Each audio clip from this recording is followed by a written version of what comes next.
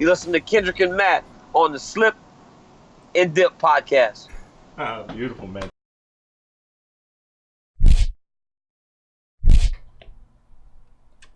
What is up, people? Welcome back to the Slip and Dip podcast, episode 119. I am Matthew Wells. Alongside me, as always, Kendrick Johnson. We got a lot of combat sports to cover. It was a hell of a combat sports weekend. Setting up for the big weekend. Yes, another big weekend on the way as well. We watching fights together. Yeah. We can't even double dip. We got 3 screens and you can see our setup. I'm so pumped for Saturday. Yeah, it's gonna be lit, man. It's gonna be lit. But before we get into all that of what happened this past weekend and what comes up this week on the show, we got 2 friends of the show returning.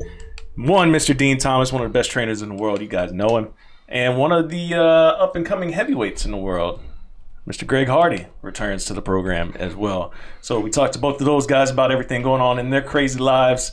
And, yeah, you guys are really going to enjoy these interviews, as always. As always, they both give us some great content. So we appreciate them and we appreciate the time. But we got a lot of stuff to talk about, man. It was a hell of a combat sports weekend. A lot of big boxing fights. A lot of big MMA fights. Where do you want to start? Let's start breaking this down. Last week's guest and new WBO champion, Mr. Shakur Stevenson, got the job done in dominating fashion. God, it wasn't even close. It looked like the guy shouldn't even been in the ring with him. Yeah, it really did, and it was just like one of those fights where it was like, all right, I guess I could give Gonzalez 1 round. He literally took off the round that he won. Yeah, I mean, that's pretty much it. I mean, he dominated the fight from start to finish. And I had this fight on while the Bellator fights were on as well. So I was kind of keeping an eye on both. And from what I could see, it was just dominance, man, from Stevenson. And, of course, first world title for the young man. How old is he again? 22? 22, man. A world champion. Got a world champ. Got a world championship title around his waist now, man. That's huge for him. And a dominating performance. So shout out to him. Friend of the show, if you guys wanted to catch that interview, go back to last week's episode. Hit that subscribe, click on that button. Yes, absolutely. And let's see, what else do we have? Shakur Stevenson got a job done that was on Top Rank show. Michaela Mayer, I'm gonna track her down. I'm gonna see her in the next month or 2. She's gonna have the longest. She's gonna be our second guest ever on the Slip and Dip, and she's gonna have the farthest gap between appearances. But she's doing things last night. She was putting them hands on old girl, like they stopped in between rounds because the girl's dad is her trainer. He said, "Baby girl, you're taking too much punishment." Yeah. No, I think Kevin Lee would hold down the longest gap. But we don't need to go back throughout the archives and make that official. But yeah, Michaela Mayer, I mean, as you see on this clip right now, we're showing if you're watching on YouTube, just dominating, just stinging this girl with hard right hands. It was just nasty. Nasty work, man. Shout out to Michaela Mayer, getting the job done. Let's see. What else, man? What else? Another big fight that went down. I'm mad I missed Josh it live. Taylor. Beat Regis Progress. I'm very surprised, but props to him. He out Regis. He beat Regis at his own game. He just was the better fighter for the day, but it's one of those fights that it looks like it has trilogy written all over it. Yeah, it was a hard-fought fight, man. It was a hard-fought fight. It was a nice back-and-forth battle. I think Taylor definitely ran away with it in the second half of the fight.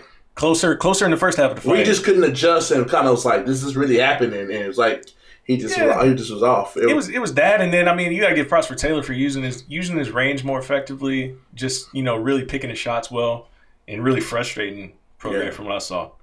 Yeah, he did. He clearly won the fight. I wouldn't say he's the better fighter, but he was the better fighter yesterday. Yeah, like if they fight again, I can see Regis flipping the script easily. Kind of remind me of Santa Cruz and Carl Frampton. Very very similar type fight. Because the second time we saw new Leo Santa Cruz, and he flipped the script on him, and everybody wants to see the trilogy. 100%. And as you can see here, no bad blood between these two. Taking selfies with each other after the fight, all bruised up.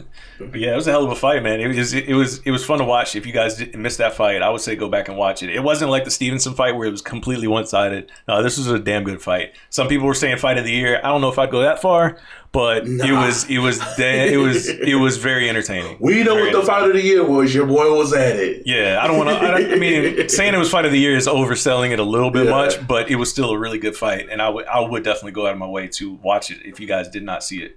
Yeah. So it wasn't Porter Spence. I mean Spence Porter. No, it wasn't. It was not that. It was not that. So yeah, that was, hey, some people even saying Triple G and oh boy was fight of the year too. I think Regis were better than Triple G. It had more blood, what people want to see for you were looking for fight of the year. It was a back and forth. I don't think there was a back and forth with Triple G because I think Triple G lost. Yeah, I don't know. So yeah, let's just hop over to the MMA side of things. I guess the biggest fight of the weekend was Douglas Lima winning the welterweight tournament. $1 million richer, gets the job done. Is Rory done? Man, Rory, you know better than me. I think Rory McDonald, if he announces his retirement this coming week, I would not be surprised. He's in a place now where he's no longer like that stone cold type of like killer that's going to come in there and walk you down, not really care about damage. Too much damage. He's been through a lot of wars, man, and I'm not saying that we need to see that Rory again. I mean, he's in a good place. I believe he's in a good place financially and secure to where he can walk away from the sport. And apparently, there's a lot of people around him that are saying, a lot of people in those circles that are saying that his retirement is coming soon. So I would not be surprised if he announced it this week. I don't know if he's going on aerial tomorrow or not, but if he announces it tomorrow, I wouldn't be surprised. Gotcha. But could Douglas Lima do this? And what we saw? I actually watched the Askren and Damian Maia fight. Good fight, good scrap. Two guys that are not natural strikers striking, so that was pretty different to see. But one thing that Ben Askren showed, very rarely do we see people, Pops, that makes it, to me, Justin Gaethje looking better, come from they being a champ for wherever, won World Series of Fighting, and they go to UFC, it's like they're just another guy. So to me, it's Pops to Justin Gaethje. He's lost, but he's not just another guy. Ben Askren looks just like another guy. I won't say all that either. I won't say that he's just another guy. The thing is, he could be 0-3 real easy. Technically, he should be 0-3. He's just got a bigger hole in his game. He has a bigger hole in his game, and it's the striking. And he is still an elite grappler. Like, if he gets a hold of you, more often than not, if your name is not Damian Maia, like, he probably would have finished that fight a couple of times. Anybody other than Damian Maia, if he gets a hold of you, you're not going to get up. That's how he fights, and that's how he works. But again, when you got two high-level grapplers, something's got to give. And the BJJ guy was able to slap on a very slick submission with some nice transitions throughout the fight. Yeah, it's crazy. Like, he was faking like he was going for a knee bar to set up something else. Like, it was like, I'm not even into the BJJ game, but like, just watching him operate you there or something, like, I can fake a tip knowing damn well I know he's going to try to defend that just to come back to what I really want to do. David Maia was on a whole other level. That is very much high-level jiu-jitsu, sir. That is textbook high-level jiu-jitsu. Once you get out of the white belt stage, you learn. Okay, you start to distract and redirect things to where you really get to, you're playing chess on the ground. You're like, all right, I'm going to make you think I'm going for the armbar, and really I'm trying to set up this different choke here. There's a lot of different levels to this game on the mat, and Damian Maia. I mean, if you call Damian Maia the best grappler in MMA history, I would not argue with you. Him or Frank Mir. Damian Maia, by far. Well, I'm talking about grapple, I'm talking about submission. Yes, Damian Maia, by far. That dude got some arms on his resume, though. Damian Maia, by far. Is he a Hall of Famer? How you a Hall of Famer and you don't got no belt? I mean, hey, like the future Hall of Famer. I'm like, I don't know why you always go to the Hall of Fame like it matters, because it's arbitrary from what Dana White wants. not for what Dana White says. You're in some mystical Hall of Fame. Mystical. Shoot, I don't give a damn about the Hall of Fame. But you made a good point when you said about him. Basically, if he had anybody else, they would have fought someone different, like our man Jorge. But that shows that glaring hole that in today's time, that's how much the sport has evolved. If you're not a mixed martial artist, you will take a mixed martial arts weapon. That's what's going to happen. And sooner or later, you might be really good at striking. Somebody going to have your ticket for the simple fact that hole's going to get exposed. You high level jiu-jitsu, you can't throw. Somebody going to punch your ticket. That's what I like about this sport. I love about the sports that it's legitly MMA. If you don't got a little bit of everything, something's going to come and it ain't going to work out for you sooner or later. Yeah, I guess that's especially the way you get more athletic people and you getting more well-rounded people, something's going to give.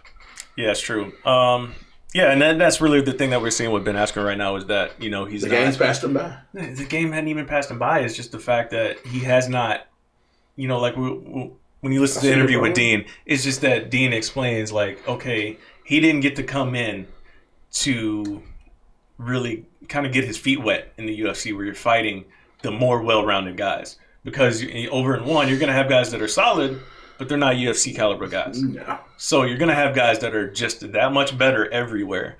And they put him in there against killers for strikers. Put him in there against Robbie Lawler. Absolute killer in the striking department. Put him in there against Jorge Masvidal, a guy who's long and rangy, who doesn't give a damn, a Street Fighter type of dude who's tough as nails. And I mean, hell, that was 5 seconds, but hell, he still got his. I mean, it's a Street Fighter type of dude. He is. He's that type of brawler type dude that's just going to keep coming forward. You know what style he is. Same style as we're about to talk about here in a second. But and then you put him in there against Damian Maia, a high-level elite, one of the best grapplers ever. So it's just he's gotten a lot of tougher matchups, and for a guy who literally got off the couch after 2 years to come in and just start, all right, I'm going to compete against these guys. Like, all right, good luck, whoever you are. but that ain't what you were saying, though. That's that's my whole thing. Keep that same energy you had when you were talking noise on Twitter. Yeah, the one thing I do like about Ben though is that he doesn't shy away from a mic. He was on a mic immediately after the loss. He's been on multiple mics after the loss. Like, he doesn't care, and that's one of the things that gets lost on a lot of people. Like, whenever they lose, they like to go hide. Nah, Ben Askren still keeps that same energy. He still talks. He still talks that shit. So. I'm trying to think who doesn't go hide. So who's somebody that's big day that does not hide when they lose? That doesn't? Yeah, I'm trying to think. I mean, there's quite a few that don't, but I mean, listen, Ben definitely talks just as much after a win as much as he does after a loss too. So you got to give him credit for that at least. Got to give him that kind of credit. So yeah, obviously, what we got coming up this week in the world of MMA, UFC 244, the BMF title is on. Woo, magical belts we're making up. But no, I love this fight. Masvidal and Diaz, I love it. I love the fight. But you agree, it doesn't need to have a belt. It does not need to have a belt. But listen, again, I'm not mad. I'm not mad at the entertainment aspect of having a one-off type thing because we see it in boxing all the time. You don't see one-off belts? Yes, you do. You see belts that never get the diamond belts, the Mayan belts. They make them belts for fights all the time. That's the WBC making stuff up. That's what I'm saying. They're literally making that up. It's still a belt that gets awarded for fights. Is it not? No, they give it away. It's like a charity. Like, they bought it here. They spend the money on all that stuff. The winner of that fight gets the belt. The diamond belt is a legit belt. I mean, you didn't been a multiple champion in multiple WBC weight classes. There's something to that. There's a prestige with that. Like the ones that did Canelo, the Cinco de Mayo belt and stuff like that. Does those get defended? But nobody's sitting there.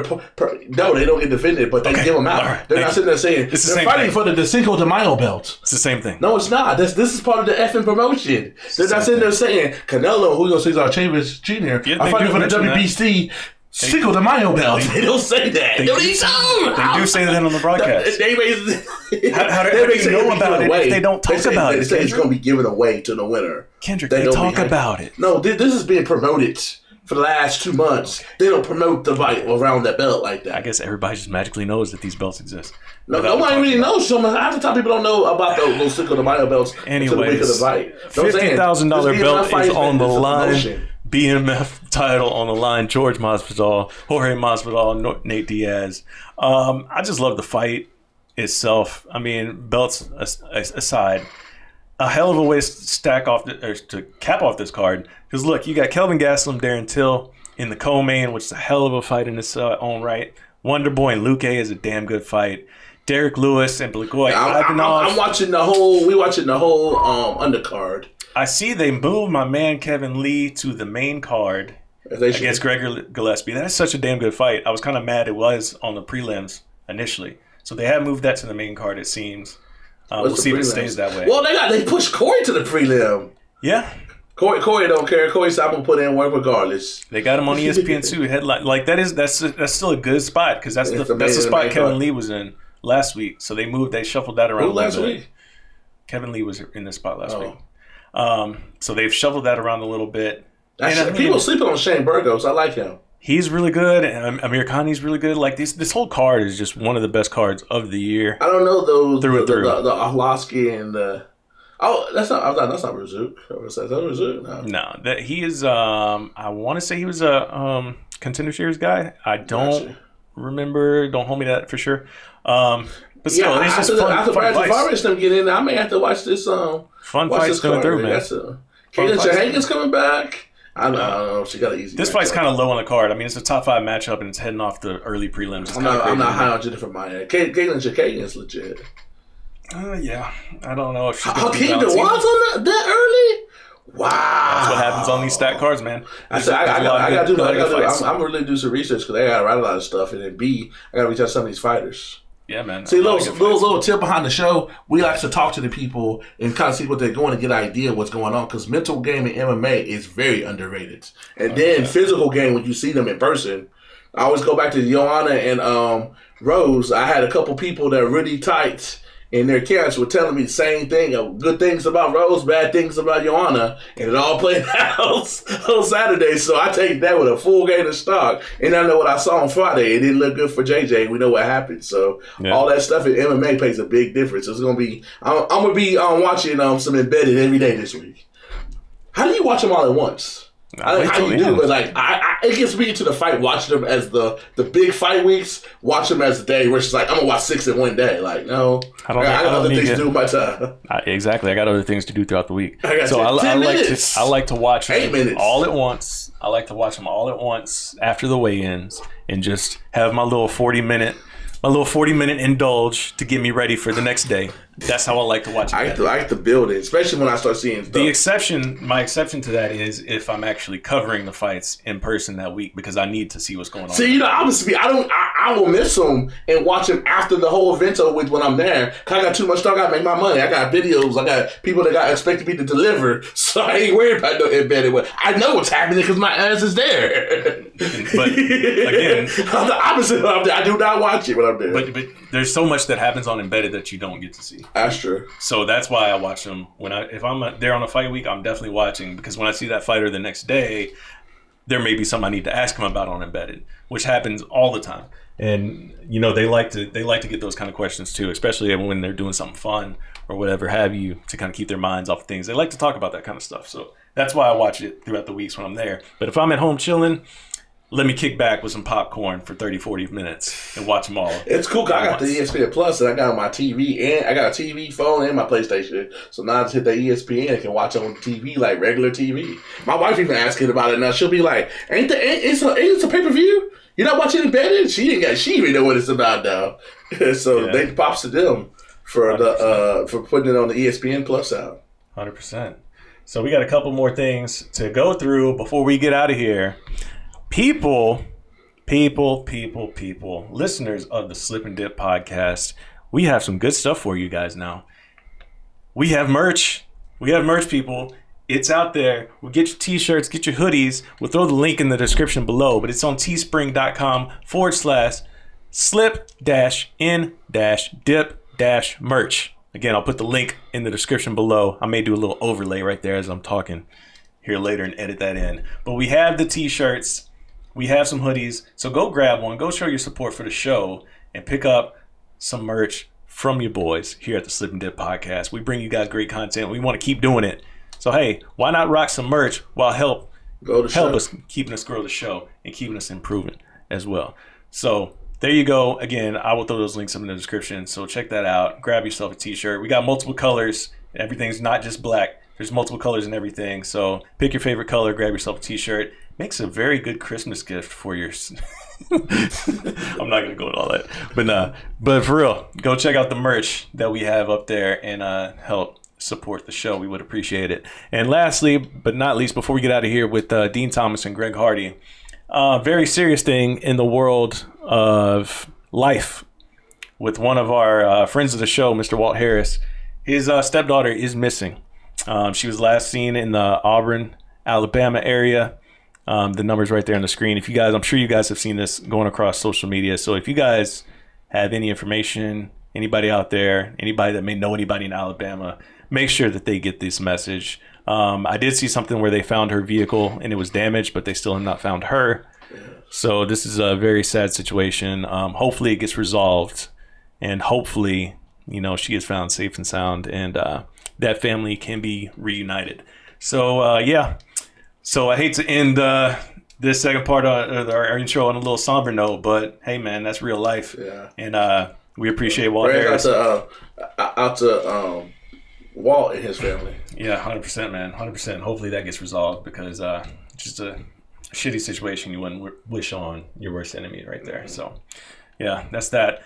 So let's get into it. We're going to get into our chats with our boys, Dean Thomas and Greg Hardy. Prince of War. Yeah, Prince of War. Don't call him Kraken. And which I did, but I bet. Yeah, you did. I thought he was going to create. I thought he was going to come at you. I was a cool son. Right? Yeah. So that's what it is, guys. Enjoy the rest of the show. We will see you next week, and we may do some more. We may do some live stuff. We're trying to figure that out. A lot of good fights this weekend, so we'll figure all that out. Anyways, enjoy the rest of the show. Till next week. Peace. Please welcome back to the Slip and Dip podcast. Friend of the show, one of the best trainers in the game. Got his hand on everything that's all American top team, Mr. Dean Thomas. Man, you been a busy man of late. You been all up in the news everywhere. Yeah, man. I try to stay busy. I try to stay. Listen, in this game, you got to stay relevant, and it's hard to stay relevant unless you are getting in trouble. So.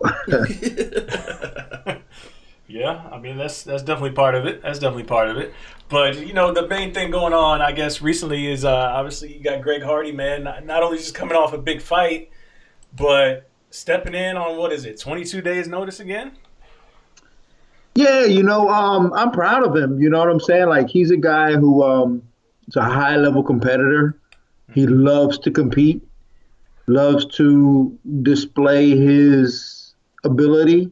And I'm proud of him for stepping up and taking this fight. I mean, Volkov is no joke, man. I went back and watched a bunch of Volkov's fights, and I said, man, this guy, he's really good. I mean, he's a good fighter. He's a solid kickboxer. He's a very well-established mixed martial artist.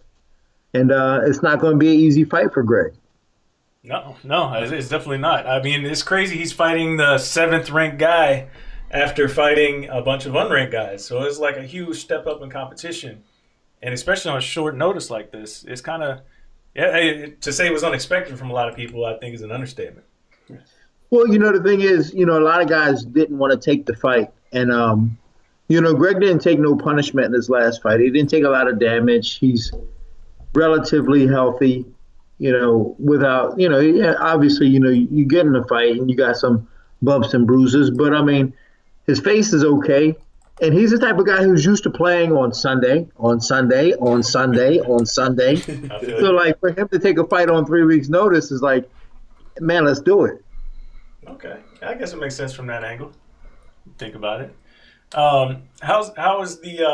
I mean, obviously you got other big things going on, but when you looked at that fight against Sassoli, like, was there a lot of criticism that you gave him for the performance, or were you happy with it? No, I was really happy with what he did in that fight. I mean, it was the first time where he finally looked like a mixed martial artist, I thought, where he looked like a fighter.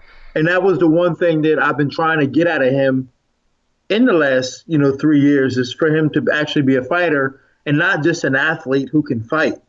He finally looked like a fighter, a guy who was out there thinking, and a guy who was out there, not trying to take unnecessary punishment, and a guy who was looking to execute a game plan, but stay within the in the mind frame of being, a fighter. And I thought he did very well with that. And I was happy with what he did. I mean, it wasn't perfect. It's never perfect. But as far as progression and where he is in his mixed martial arts career, I thought he did very well with what he had. So, of course, he did very well. He went the distance. What do you think we have to do with the cardio? It seemed like he kind of faded in that third round, even though he got the decision. No, I don't know if it was necessarily him fading, other than the fact that, we had a game plan. We had a lot of things that we wanted to work, and I think he just kind of ran out of ideas, and it slowed him down a little bit. And Greg, coming from a football background, he needs to know what he wants at any given moment. So like, when you take a football player like that who's competed at that level and played in the NFL, it's like, you're looking at the X's and O's all the time. It's never just freestyle. And fighters, you got an opportunity to freestyle. So when he was doing everything he wanted and he didn't put this guy away like we thought we could, he may have ran out of ideas. And it was like, kind of what do I do now moment. But he stayed in it. He didn't panic. He stayed composed. And that's what I'm most proud of him about, because at the moment where he felt like, I think he ran out of ideas, he didn't panic. He stayed composed. And you might have saw that as fatigue and just, getting tired. But I thought it was just, he ran out of ideas, and he needed a play call. And I couldn't call a play for him at the moment. Cool. How you gonna change that in the next 2 weeks? Well, we just get better at it, and it's good that it happened here. I mean, Ben Sassoli, I don't ever want to take nothing away from that guy. A lot of people could say, well, he's not a ranked guy, he's not this and that, but he's a damn good fighter. He's a great boxer, and Greg outboxed him. So like what he's good at, Greg was better than him at what he's good at. So Greg is progressing, and then within the next 2 weeks, I just got to make sure it's good that it happened now, because then now he knows if it happens again where he runs out of ideas, just repeat, just repeat, just start over, and just get it going again. Gotcha. Now, obviously, you got Greg Hardy and his whole thing going on, but also you got Amanda Nunes getting ready to defend her title against Jermaine Durandamy again. So how's everything been looking with her, and how much work have you been putting in with her? Oh man, I love Amanda. We just talked the other day. A lot of the work that me and Amanda do is kind of mental. I don't work a lot with her physically. I help her with the game plan and some of the strategy and some of the technical issues from the mental side of it. I don't do a lot of physical work with her, but I was just talking to her yesterday, in fact, to some of the technical stuff, cleaning up some of her stuff technically, because, I think she's the best fighter in the world, but, even the best fighters in the world can make a mistake. And, when you get a girl like Jermaine Durandamy, who is so dangerous and such a good striker, you can't afford to make many mistakes with fighters like that. And, Amanda, not that I think she has to fight a perfect fight, but she can't afford to make a lot of mistakes against Jermaine Durandamy. No champion can be, because you're fighting the top contenders every time. So you can never afford to make a mistake. If you make one and get away with it, you did good. But, I don't want her to make mistakes. And, I care about her as a person and as a fighter. So I just want to make sure she does well. So I'm always in her corner and I'm always helping her, but more from a mental aspect and a technical aspect rather than a physical aspect. How much more longer? I know I'm definitely not trying to retire. I like watching Amanda fight. How much longer she got? Because you can kind of see she's kind of planning her exit. Like they talking about having a kid and stuff like that. And really, what else does she got to do? The only fight that everybody want to see is not even physically, realistically possible. So it's like, what else does she have left to do? she's got to clean out the division. The only thing she's got to do, the only thing that she can do really, and commissions would never allow this, is for her to go to fight men. Oh. That's the only thing. Don't get this dude started. But does she train with men? I assume she do, don't she? Oh yeah, she trains with dudes. Like that's really kind of all she trains with. Like all her sparring partners, all her training partners are dudes. But you're right. Like there is an exit strategy going on. Like her and Nina, they've both just superseded probably all their expectations in the game, other than Nina winning a title. But Nina has had a great career. And it's not that it's over yet, but they want to have a kid. They're both getting older and they want to have a kid. And like if you see Nina now, she looks completely different because like she's preparing herself to have a kid. And like she's put on like a bunch of weight. So now she looks like a civilian. And she doesn't look like a fighter who's cutting weight all the time and malnutrition. She looks healthy and normal. So yeah, she's like a military dude. That's funny. Yeah, so Nina looks great right now. I'm like, wow. So wait, so she's already like off the books as far as like getting ready for a fight in the near future. She's all in on the kid thing right now, right? I think so. They're preparing for that. You could see it. But I mean, again, I mean, they're not in a position to where they need to fight or they have anything to prove. Neither of them do. I mean, I think both of them have done a great job with their careers. Like if they stopped tomorrow, you'd be like, wow, they had, great careers. I mean, Amanda's a Hall of Famer. Nina probably not so, but she still had a great career. But I mean, she's probably gonna have a kid and want to come back. She's still got plenty of time. She's not too old. She's old enough to where she can have a kid and come back and still do damage. Do you agree with the bout order? Because we weren't going back and forth on it. But we were talking about it. Do you agree that she should be at least the second title fight on the card, or disrespect? How do you feel about it? Oh, wait a minute. So what is the bout order on this? It's like they got her third. They got Holloway and them co-main, and then of course you got the main event. I think they should be co-maining.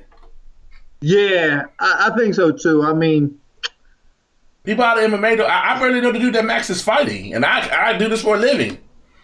Yeah, you know what? Like she probably should be co-main at least, if not main. I mean, she headlined, two other cards. You know what I'm saying? More than that, but I mean, she headlined over John Jones, over Daniel Cormier before. You know what I'm saying? So like, yeah, I think her star power is enough to, even though Jermaine Geronimo is not a big name, I think her star power is enough to headline a card. But I mean, obviously, you got to put Usman and Colby in there just because of that rivalry and that beef.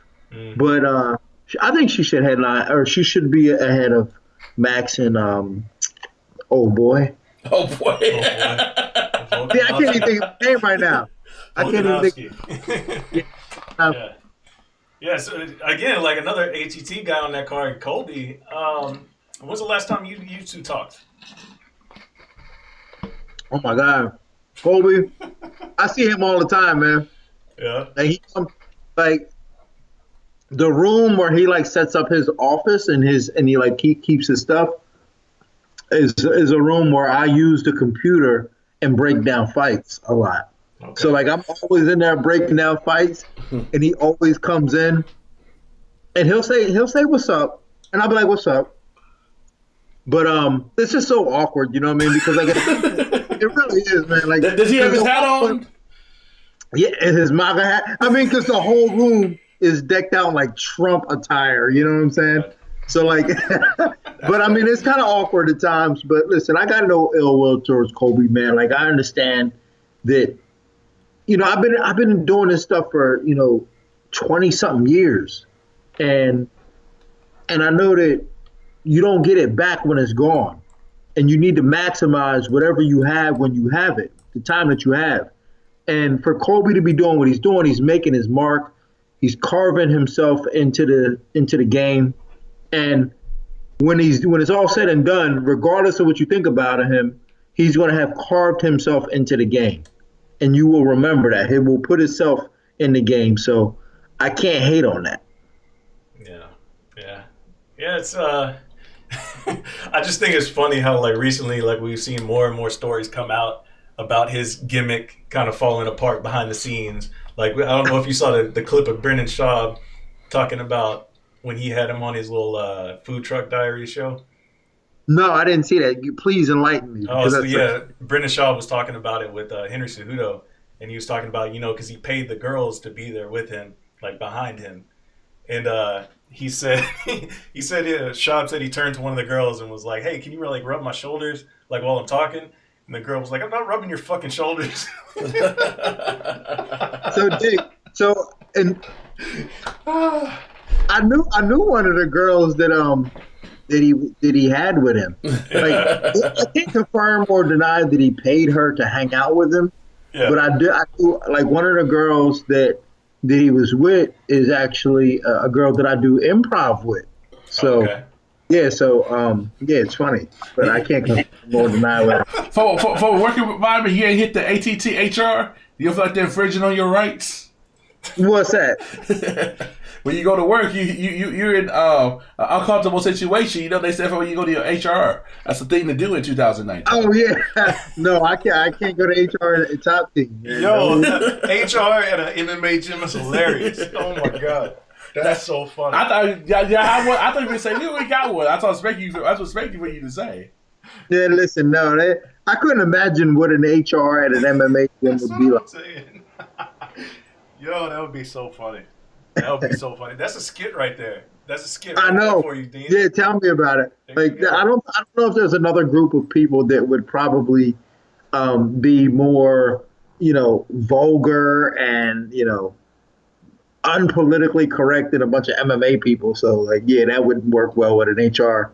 Well, shoot, like y'all could really do one at ATT. Like it would be hilarious. Like, cause you got the whole Colby thing. You got like Joanna who hates it. You got Amanda and Nina. Like you can do so many different things in a skit like that with who you Yeah, I mean, characters y'all got. the problem is we got so many people. The problem with like MMA, right, is that it is at the end of the day, it's an individual sport, but we try to make it be like a team because you need people, you need a team behind you. But when you're dealing with fighters, fighters are broken people anyway, but they're all fighting. At the end of the day, they're all fighting for the same thing. They're fighting for the same thing. They all want that spot. They all want the spotlight. They all want the title. They all want money. And not everybody can get it. So eventually there's going to be conflict. And that's what happens at Top Team because we're always dealing with the top people. Yeah, yeah. That's true. That is true. There are a lot of broken people, man. And not to say that they're bad people, but hey, No, like it takes something a little off to get in there and enjoy getting punched in the face. I'll just say that. Well, I mean, think like these like a lot of dudes, man. They start doing MMA because like they were bullied when they were kids, or like some girl dissed them, and like they couldn't get girls coming up. So like they're sensitive and they're sad like on the inside. So like they're punching people in the face and they're okay with it. So like so any little thing just kind of triggers that, and then next thing you know, you got problems. 100%, 100%. Yeah. It's a weird thing. No, go ahead. Oh, so you gonna be in New York this week? I had plans to go to New York, but right now it doesn't look like I'm going to actually even go to New York now, just because I had plans to go and just hang out and be in it because like everybody's going to be there, like that's going to be the place to be for MMA. But then I thought about it, I was kind of like, I really don't have nothing to do there, so I probably won't be there unless something comes up to where I can find something to do. Hopefully, like, if I can find something to make some money, like if y'all got a little side hustle for me to do, I don't care. Give me a quarter to sell drugs on. Get me a reason to go to New York. Man, we don't have nothing like that for you. I'm sorry. I wish I could hook you up. But yeah, well, so I probably won't be there. I'll just watch from home like everybody else. I feel you. Like when you watch from home, you watch by yourself, or do you get with a couple other guys from the gym? Normally I'll watch by myself, but you know what I really like to do, man? Like, especially like even when I watch, or not even watch, but I like to read it. I like to read what's going. For some reason, man, like I really like reading like play-by-plays. Like I like to read like round by round of what's happening as opposed to watching it. And that's whatever reason, I don't know why I like to do it that way, but if I don't watch at like some sports bar like by myself with a fake mustache and a hoodie up, then, I like to just read the play-by-play. Okay. That's interesting. I used to have to do that. Yeah. And before we let you go, how's Tyron doing? I haven't really talked to him recently, but the last time I did talk to him, he was pretty motivated to come back. But I haven't talked to him since he started his campaign towards fighting Canelo Alvarez. So, are you gonna watch Canelo on Saturday? Oh, jeez. Oh, I want to watch Canelo on Saturday too, man. Like, what a big weekend! I definitely want to watch that. But, yeah, I mean, if Tyron could lobby a fight against Canelo, man, that would be amazing. I don't know how that's. I mean, yeah, he won't last as long as Conor did with Floyd. I guarantee you that. Well, Floyd. We all know that Floyd had reasons for carrying Conor along. Yeah. And making it right, but yeah, it's tough, man. Because like it's funny because like a lot of people like Conor did good.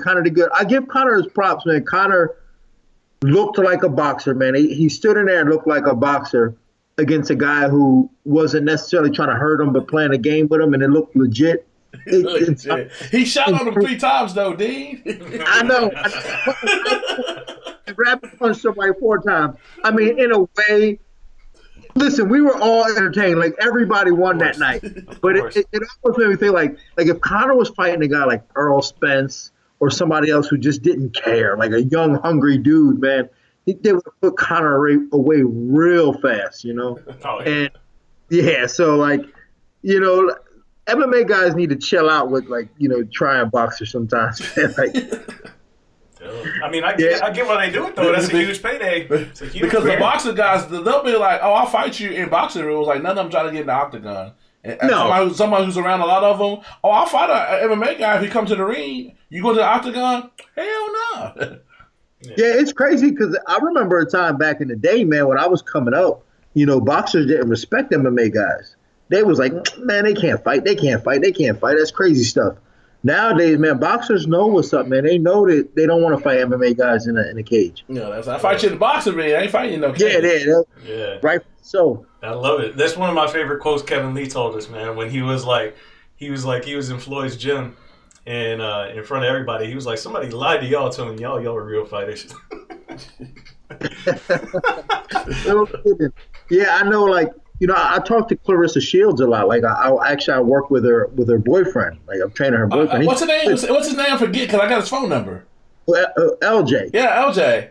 Yeah, I LJ. hate to hit you up because is that really true that she's trying to branch in? Who, her? Yeah, she tweeted out yesterday. Yeah. I never worked with her, but I've had like multiple meetings with her.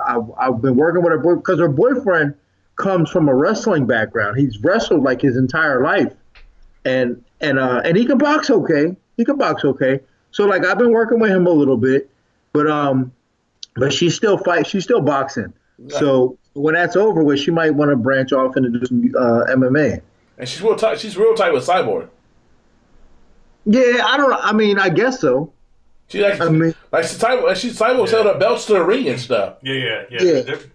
They're besties. And see, you know me, I pay attention to everything. When Cyborg, you know how she started getting technical before she got fighting Amanda? You saw the tapes. That was from training with Carissa. The thing is, her ego got in the way. Y'all got that Brazilian machismo coming out, and that's why she got her ass popped. Because she didn't fight. Anything she did the last 2 years before that went out the window when she saw Amanda and that Brazil versus Brazil, and we all know how that worked out for her. I tell you right now, man, you're right about that, man. Like Brazilians don't play that, man. You know, that Brazilian machismo come out, man. Everything go out the window. They so emotional, man. They fight on straight emotion, man. It's crazy. That's what happened. But Amanda was a little, I don't know if she was as wild as Cyborg, but Amanda was keyed up too because I'm pretty sure you didn't tell her to go, we'll see what happened. I know you knew you had the better fighter, but you didn't want it to go down that way if you going to script it out. I don't know what the game plan was, but that wasn't it. I put that money on that. Yeah, I'm going to tell you now. That wasn't it. In fact, I thought that was like her worst. The worst thing other way Cyborg could win? Yeah, I was thinking that was the worst thing she could do because that gave Cyborg an opportunity. Yeah. But she was like, you know what? I don't care. But Amanda hits so hard, man. She's such a great athlete. She's so coordinated, and she's such a great athlete. She punches so hard that, man, I don't know if a lot of girls can really understand that, man, and really can hang with her. And I think Jermaine Duraname, Jermaine's a great striker, though. You know, she's a better striker, pure striker than Cyborg. But tell me this, the Cyborg got more power because she buckled. I looked at it, I got bored and watched the fight over on a plane trip coming back from New York 2 weeks ago. Yeah. And it looks like she buckles Amanda and gets her against the cage, and whatever y'all drill kicked in, and then she didn't miss. That's really what happened because we forget that Cyborg caught her twice, and then that drilling y'all do, she fought on instinct like fight or flight, and she flew. Yeah. Is that about right? Yeah, Cyborg may have more natural power. She's a great MMA fighter, but in terms of just pure striking, Jermaine's a better pure striker than Cyborg. I agree with that, 100%. Yeah, so Amanda does have to be careful with that. I mean, but I don't think Jermaine's a better MMA fighter than Cyborg. So. So I think Amanda wins that fight convincingly anyway. So let's go to distance stuff. I think Cyborg was a little more dangerous. Let's go to distance stuff. No, I don't think so. I think Amanda puts her away. I think she finishes her, but I don't think that Jermaine. I I mean, it could go to distance. I mean, all these like high level fights tend to go to distance, but I think Amanda has what it takes to put her away. But Jermaine is a great striker on her feet, man. I watched a lot of her, and she's so clean and she's so disciplined and crisp. She rarely makes a mistake, but we got something for her. How much do you keep Amanda from coming in overconfident? In fact, that she's already knocked this lady out. Man, that's tough. That's such a tough thing because, and I tell you like this, overconfidence is a fine line between like overconfidence, confidence, and not being confident at all. Like there's a real that. Like you look at a guy like Ben Askren, who I've admired for years, man. Like Ben has been my favorite competitor for like 10 years. But what made him so great was his confidence. But what also got him beat this weekend was his confidence. You know what I'm saying? Maybe his ability to not give a little more respect to the other guy got him beat. But it's got him where he's at. It's got him to being, what was he, 18-0 before he lost? So it's a really weird thing. Like that confidence is a really weird thing. Yeah. The Ben Askren thing's a little weird, man, because it is, when you get two grapplers like that, and like obviously Damian Maia has worked so much on his striking, like from like basically like Ben Askren looked like Damian Maia striking like in his first UFC fight, like striking. He has some power. He has more power than Maia though. Well, yeah. Well, I said that. I did a little a review of that fight on a podcast, MMA Math, and here's the thing with Damian Maia striking is that it's very disciplined. Yes, he's got a decent left hand, a decent left knee, and is very disciplined. He understands distance well, and he's long, so he has the some advantages of playing with his range. So. He understands striking from a range better than Ben does. And I thought that would be a key factor. And it was. And I thought it would be. Ben doesn't understand striking because he never needed it. He just walked into guys, boxed and grab them. But here's the thing though. Like what people don't understand is that, Damian Maia, how many fights in the UFC does he have? He's at the most. He's at least three. Almost 30. Oh, you're talking about Damian Maia, yeah. Oh, Damian Maia, sorry. Yeah, because he's got like 20. He's second in wins behind Cowboy Cerrone. Yeah, so he's got like 25 fights in the UFC. Yes. All these guys. It's unfair for like all these high level guys to be dogging Ben. Obviously they're dogging Ben probably because he talks so much trash. But at the end of the day, like Ben came in after a 2-year layoff and fought Robbie. Yeah. Then he fought George.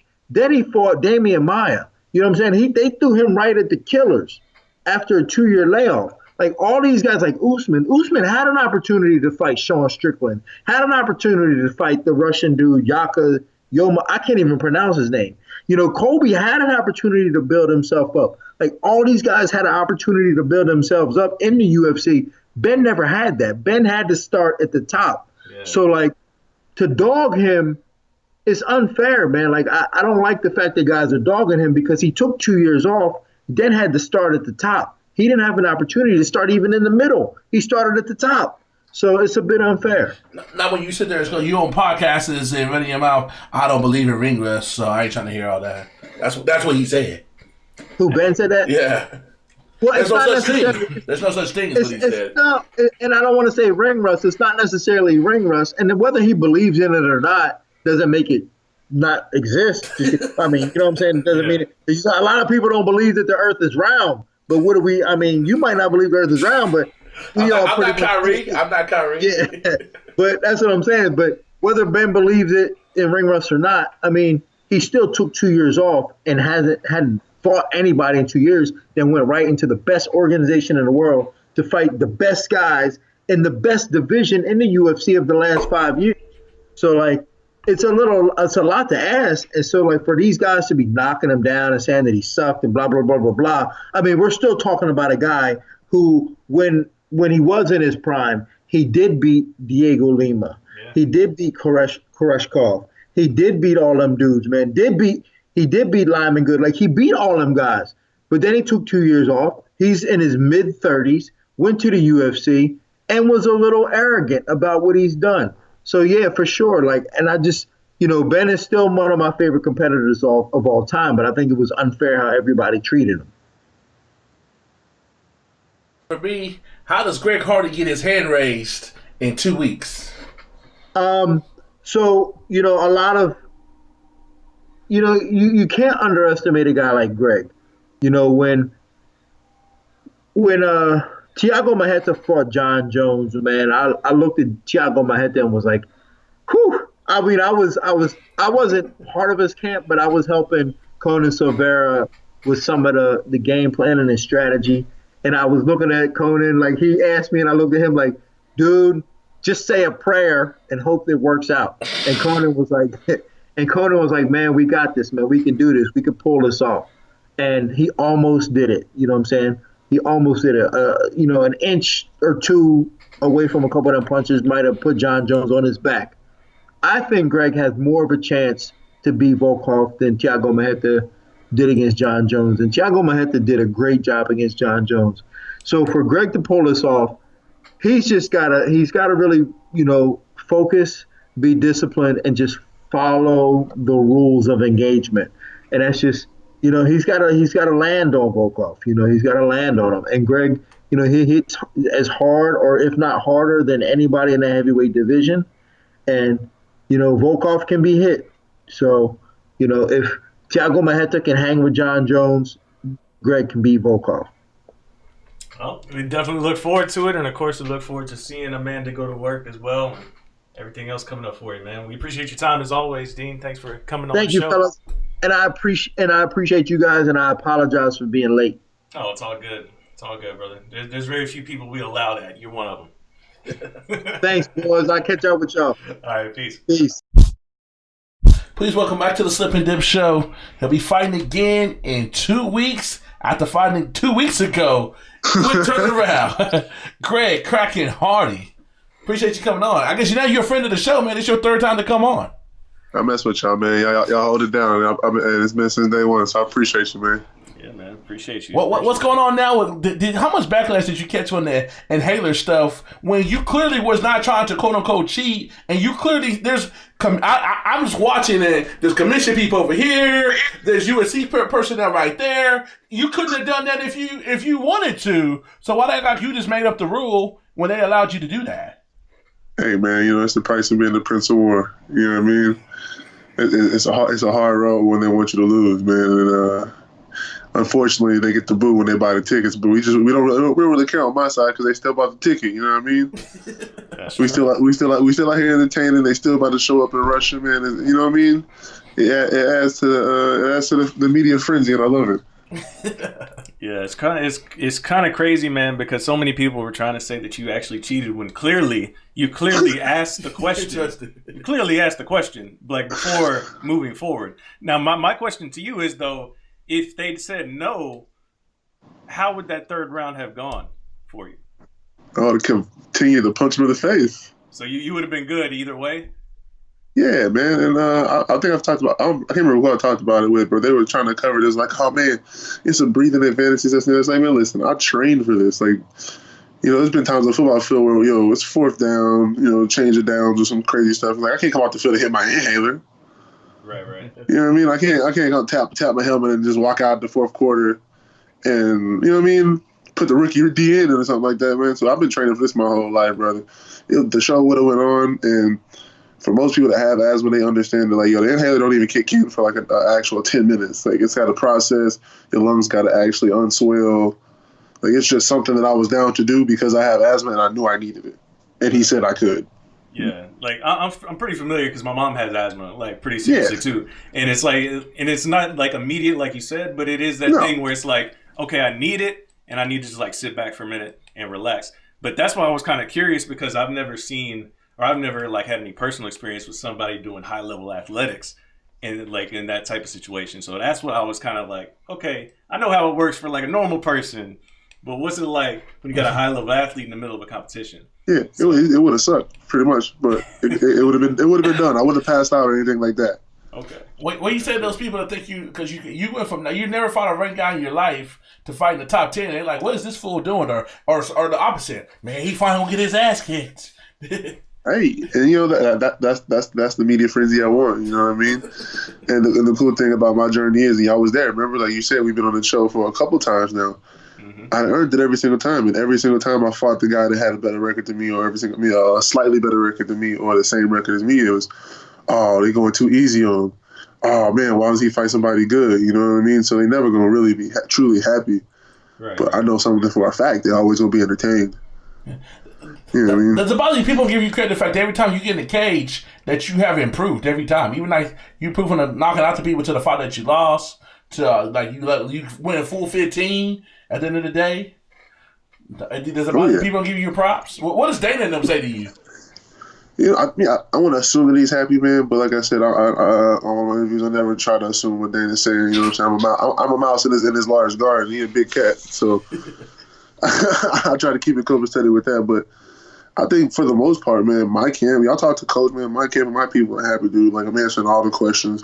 And I think the real fighters, when I talk to them, like the people that actually fight and are into the sport, I'm getting a lot of props from those guys for actually, like, you know what I'm saying, going through the ranks, fighting the 15 minutes, like, developing into a fighter, man. And that's in the beginning, that's what I said I wanted to do.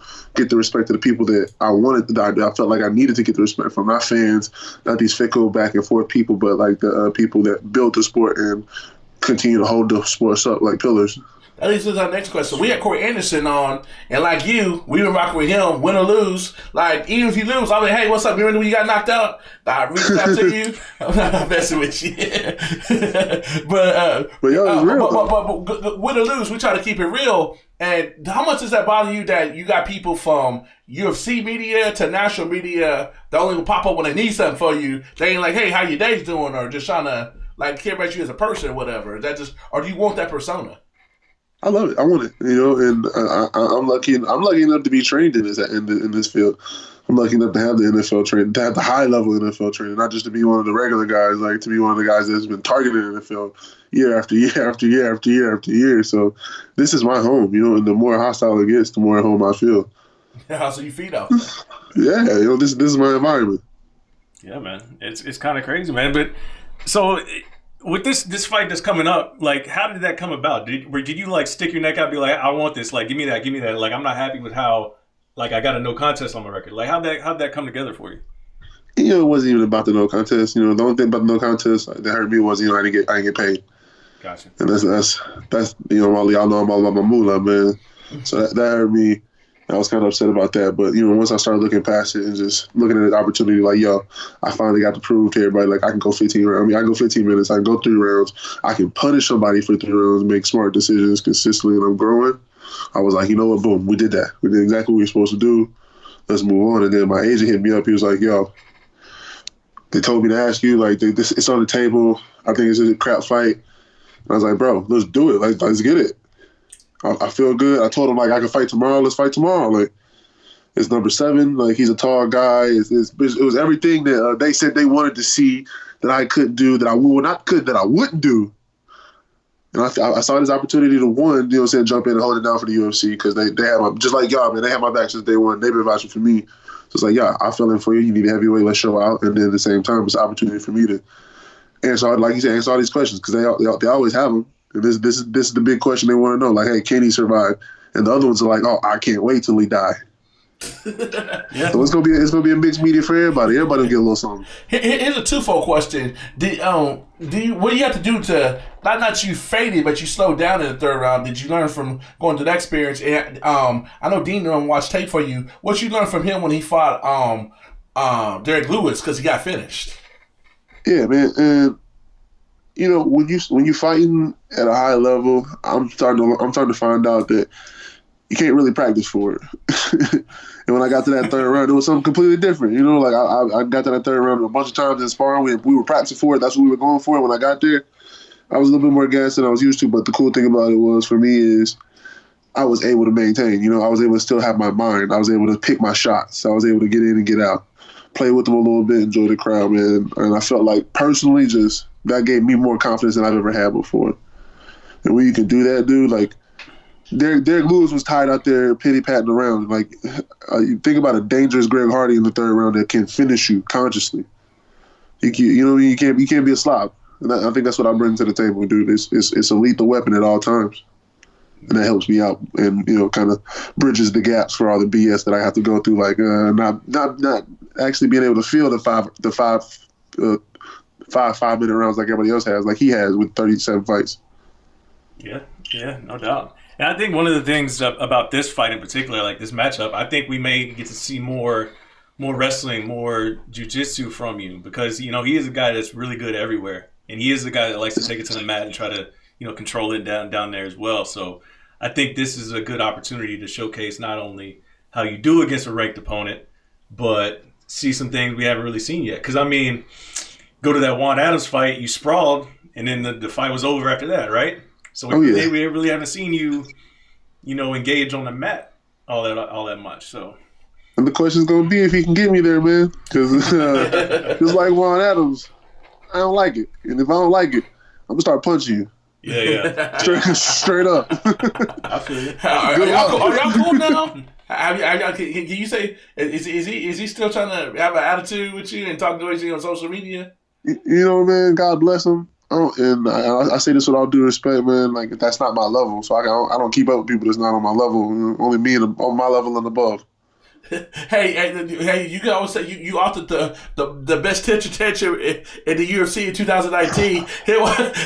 My man here caught it in the video. I was at another fight in Vegas, and I see this. I'm like, what the hell?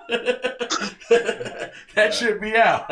And that's FB though. I said, was he joking? I texted him. He said, no, you don't know what happened because I didn't see the fight live. I was at I was at Canelo fight or something like that night, and my man's like, "No, you see him acting a fool."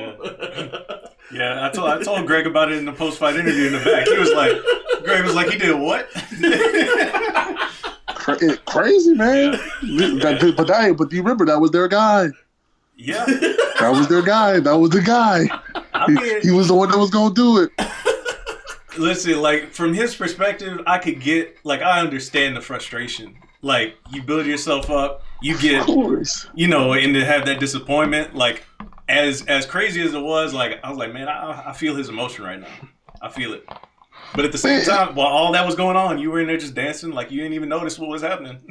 And I addressed it afterwards, though, and I was like, once y'all told me, man, I was like, you know what, man, give this man a second chance. I get one, but at the end of the day, dude, they lock the cage, man. You talk all that noise, and then you get in there and it's locked, and it's me that you're locked in there with. Yeah. They tell you all these lies like he's 6'3", he's 265, and I'm back to 285, and I'm 6'5", and you're over there locked in the cage with me.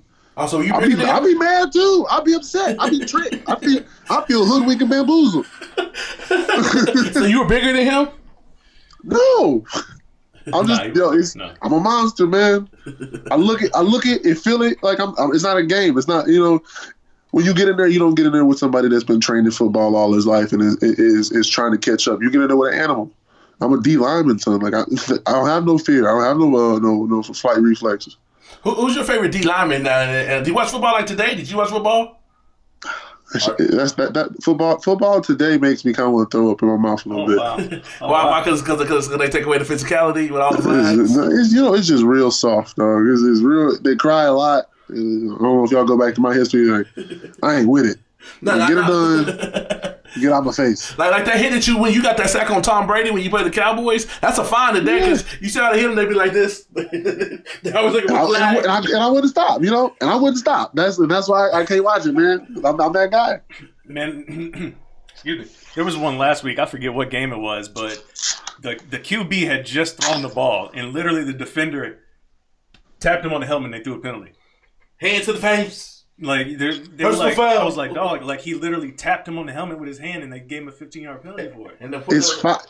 It's 5 O-linemen, man, and a tight end, and the running back versus 4 defensive linemen. I'm just saying, if you got all the people protecting you, and you need flags, we shouldn't be calling it football no more, man. It's something else. It's a battle arena ball. Yeah, the quarterbacks be like this. They be crying, boy. Yeah. I'm enjoying where I'm at, man. I wouldn't go back. I couldn't go back. I feel you. You know. Unless they're trying to give me a quarterback slot. You know what I'm saying? I still got an arm. Mine's fresh. Do you talk to Cam and all them still? Like, just say what's up on a cordial level? You don't talk to none of your NFL friends? You don't got like a cat like that? That's my guy. Like, I don't talk to that many. No, I don't talk to that many offensive players. So the divide is really that real, like where it's like defensive guys to defensive guys. You never with those guys. You know what I mean? You don't see you see them 30 minutes in meetings every day. That's about it. And then the rest of the day they the enemy, they the opposition. So it's two teams in one basically. Oh yeah, for sure. Yeah, that's crazy. So what are you doing when you losing games because the offense ain't carrying their weight? Well, everybody else cry and BS. I just go get more sacks. That was my game plan. Go get more sacks and go get more tackles, and then maybe jump in at gunner or something. Just jump in at some special team positions. But I would say the average person would kind of probably sit on the bench and be quiet because you can't really do defense. You ain't important. Nobody care about you ain't important. What would you, if you get your hand raised in 2 weeks? Are we gonna see you talk on the mic and address all these haters? Are you gonna be low key? Are you gonna stick out your chest? The question is, are they gonna give me the mic? Because if they give it to me, I'm down to talk. I'm getting entertained 100%. I'm going full Apollo Creed. I think they have to. Full Apollo Creed. Yeah, they're gonna have to after this one, man. Especially considering it's co-main, it's a ranked guy, short notice. Well, so you gotta keep in mind, it's me. You never know, man. I'm Mr. Surprise. They like to change the rules for you, boy. That is true. That is true. Speaking of which, I know there was a little bit of mention that you guys were going to challenge the no contest. Is there any update on that? No update yet, man. I keep you guys posted. We're gonna keep coming at it if we can, in the best, most chill way. But that's really it, man. We're gonna let it be. We're gonna let it be that and move on. Who did Justin Nowitzki get involved? Because they were saying he's the one that told you, and he's quote unquote not a commissioner, but he's the one that told you. Can you clarify that us? I don't know nobody's names. I don't know what really happened. He's like, it was a Caucasian person. Yeah, it was. I'm in the ring fighting a whole other dude, man, and all I could think about was him. And I know everybody else in the ring was an official. Gotcha. Yeah. The crazy thing about it to me was it's one of those things. Like obviously, like you said, like you asked the question, you didn't know the clarification, right? But for people that have been around the game, it's like, yeah, you can't do that. You can't do that. But here's the crazy thing: when you go to the rule book, not every commission has that expressly laid out like that. Because it's like one of those things where it's like so old, where it's like almost an unwritten rule, but it's a written rule, but it's not clearly laid out in the rules everywhere. But it's not written. Yeah, it's just crazy because it's like one of those things where it's like when you're writing the rule book, it's just one of those things like you just completely forget about. Because it's like, yeah, you're only supposed to have water, but only a couple of states have it written out like that. And it's just like that neat situation with the Alan Crowder thing with me, man. Either you're gonna be real intelligent about the situation and be like, okay, he's a rookie. There's stuff he ain't gonna know. Like the man just learned. The man just threw 30 some odd kicks. He just figured. You know what I mean? He's a 2-year-old fighter that just dominated a 3 5-minute rounds. Like that's what he was learning, not sitting there looking through the rule book and figuring out what commission has what rule. Like, I'm going to make those mistakes. When you playing football or basketball, you're going to go out of bounds. You know what I'm saying? You're going to mess up the rules, and that's how you learn. And I just haven't had that opportunity to go through those processes and learn all those rules like everybody else has. Or you're going to be a clown and be like, he should have known, and that's stupid. But it's America, you got to have an opinion, right? Yeah, let me ask you this. Have you had any issues, with any referees, when they come to, do the rules, in the back? Have any of them given you, any attitude? No, and, to have a problem, both people have to have an issue. Yeah. So I can never have a problem because I'm always happy. But guys are coming in there expressly trying to just give me the rules, man, and lay it out for me. They're in it, hey, this is what you can't do, this is what you can't do now. I'm telling you. Yeah, so I know for sure. But everybody's been cool with me. So when did you click the switch? Because when you be walking down the tunnel, if I didn't know who you were, I'd be like, man, this man, he's trying to kill somebody. Like you walk through, you just have that scowl, like you ready, like you look like how Wild Adams was feeling inside that day. How he said he was feeling? Hey man, it's my job, dude. You know, and I think a lot of people forget, dude. I'm the best at this, man. I've been flipping this switch for the better half of 2 decades and killing it. So it's just something, you know what I mean? It's something just like the inhaler thing. It's something I've been training my whole life, dude. I just got it, and because I got it, I don't have to be angry to go get it. You know, I don't got to be messed up all the time. I can be happy in the bag. I mean, when it's time to go to work, it's just, hey, there is nothing else but finish this guy. That's the rules. What do you come out to? I always come out to Kevin Gates. Yeah. Yeah, it's kind of I kind of don't like it. Like on some broadcasts, they let us hear the music clearer than other times. So it's like sometimes it's kind of hard to catch. Hey, you start getting them co-mains, they're gonna have to let us listen to it. When they turn up the lights and stuff. They need to, man. Let that Gates ride out. Let them tell my story. Let them tell them what we do have to do, and then watch the takeover, man. I'm gonna get on that style bender soon. Okay. I'm gonna see if they let me Super Saiyan up on them. You know what I mean? Okay. All right. I'm with it, man. I'm with it. Seeing Greg Hardy come out with something special on the entrance. I mean, I wish they would do it more often, man. I like seeing guys get to show their personality in the walkouts.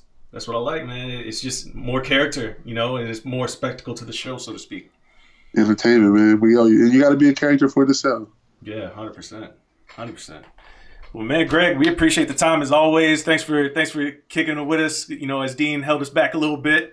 Yeah. Yo, make sure everybody follow your boy at Greg Hardy Jr., man, and we got to spread the word. The crack is dead, man. It's the Prince of War now. They got to call me the Prince. I got to stop addressing interviews after fights if they don't call me the Prince. There you go. It's got to be official. I'm fighting big dogs now. Yeah, that's how you did it in San Antonio when the reporter got caught off guard. It's official now. You know, that was a test run. I was like, all right, listen, I'm the Prince. I'm letting y'all know. Now it's just I can't answer the question. I got to give the OG Hardy. You know what I'm saying? Next question. No comment. How cool do you get out when Bruce Buffer says Prince of War? Great. That's my jam, dog. Every time. I don't care what the good luck superstitions say. I got to dap them up every time. Yes. Love it. 100%. You see, that was your ringtone. Right? It's time, man. Yo, coming in 2 weeks, man. Y'all gotta stay tuned. Absolutely, man. We will be watching for sure. Best of luck, man. All right, fellas. I appreciate y'all, man. Appreciate you.